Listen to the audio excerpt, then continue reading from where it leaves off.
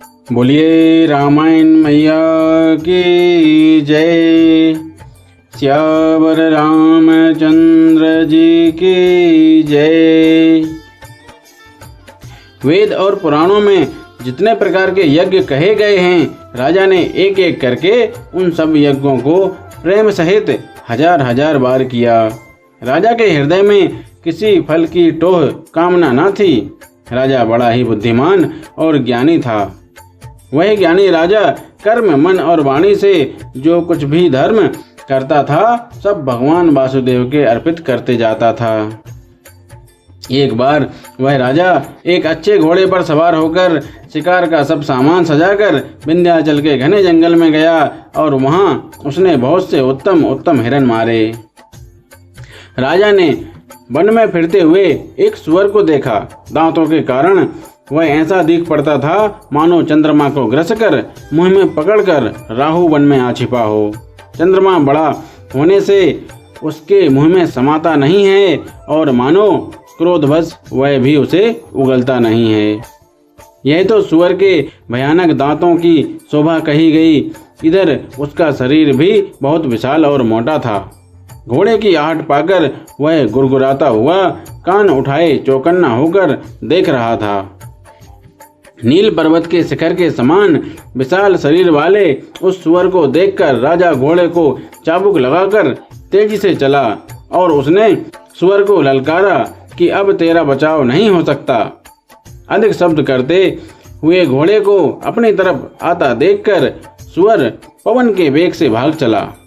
राजा ने तुरंत ही बाण को धनुष पर चढ़ाया। सुअर बाण को देखते ही धरती में दुबक गया। राजा तक तक कर तीर चलाता है, परंतु सुअर छल करके शरीर को बचाता जाता है। वह पशु कभी प्रकट होता और कभी छिपता हुआ भागा जाता था और राजा भी क्रोध के वश उसके साथ पीछे लगा चला जाता था। सुअर बहुत देर ऐसे घने जंगल में चला गया जहाँ हाथी घोड़े का निवाह गम नहीं था। राजा बिल्कुल अकेला था और वन में क्लेश भी बहुत था, फिर भी राजा ने उस पशु का पीछा नहीं छोड़ा। राजा को बड़ा धैर्यवान देखकर सुअर भागकर पहाड़ की एक गहरी गुफा में जा घुसा। उसमें जाना कठिन देखकर राजा को बहुत पछताकर लौटना पड़ा। उस पर घोर वन में वह रास्ता भूल गया। बहुत परिश्रम करने से थका हुआ और घोड़े समेत भूख प्यास से व्याकुल राजा नदी तालाब खोजता खोजता पानी बिना बेहाल हो गया।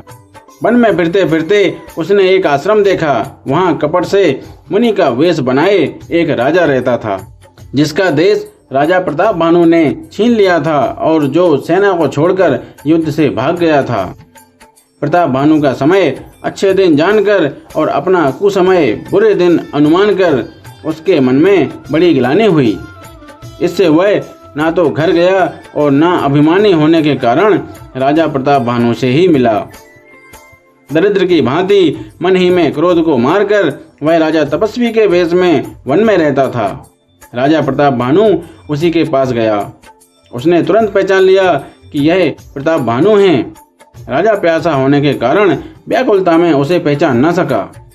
सुंदर वेश देखकर राजा ने उसे महामुनि समझा और घोड़े से उतरकर उसे प्रणाम किया, परंतु बड़ा चतुर होने के कारण राजा ने उसे अपना नाम नहीं बतलाया। राजा को प्यासा देखकर उसने सरोवर दिखला दिया। हर्षित होकर राजा ने घोड़े सहित उसमें स्नान और जलपान किया। सारी थकावट मिट गई। राजा सुखी हो गया। तब तपस्वी उसे अपने आश्रम में ले गया और सूर्यास्त का समय जानकर उसने राजा को बैठने के लिए आसन दिया। फिर वह तपस्वी कोमल वाणी से बोला, तुम कौन हो? सुंदर युवक होकर जीवन की परवाह ना करके वन में अकेले क्यों फिर रहे हो? तुम्हारे चक्रवर्ती राजा के से लक्षण देखकर मुझे बड़ी दया आती है। राजा ने कहा, हे मुनीश्वर सुनिए, प्रताप भानु नाम का एक राजा है। मैं उसका मंत्री हूँ। शिकार के लिए फिरते हुए राह भूल गया हूँ। बड़े भाग्य से यहाँ आकर मैंने आपके चरणों के दर्शन पाए हैं। हमें आपका दर्शन दुर्लभ था, इससे जान पड़ता है कुछ भला होने वाला है। मुनि ने कहा, हे तात, अंधेरा हो गया। तुम्हारा नगर यहाँ से 70 योजन पर है। हे सुजान सुनो, घोर अंधेरी रात है, घना जंगल है, रास्ता नहीं है, ऐसा समझकर तुम आज यहीं ठहर जाओ, सवेरा होते ही चले जाना। तुलसीदास जी कहते हैं, जैसी भवितव्यता होनहार होती है वैसी ही सहायता मिल जाती है। या तो वह आप ही उसके पास आती है या उसको वहां ले जाती है। हे नाथ, बहुत अच्छा, ऐसा कहकर और उसकी आज्ञा सिर चढ़ाकर घोड़े को वृक्ष से बांधकर राजा बैठ गया। राजा ने उसकी बहुत प्रकार से प्रशंसा की और उसके चरणों की वंदना करके अपने भाग्य की सराहना की। फिर सुंदर कोमल वाणी से कहा, हे प्रभु, आपको पिता जानकर मैं ठिठाई करता हूँ। हे मुनीश्वर, मुझे अपना पुत्र और सेवक जानकर अपना नाम धाम विस्तार से बतलाइए। राजा ने उसको नहीं पहचाना, पर वह राजा को पहचान गया था। राजा तो शुद्ध हृदय था और वह कपट करने में चतुर था। एक तो वैरी, फिर जाति का क्षत्रिय, फिर राजा। वह छल बल से अपना काम बनाना चाहता था। वह शत्रु अपने राज्य सुख को समझ करके स्मरण करके दुखी था।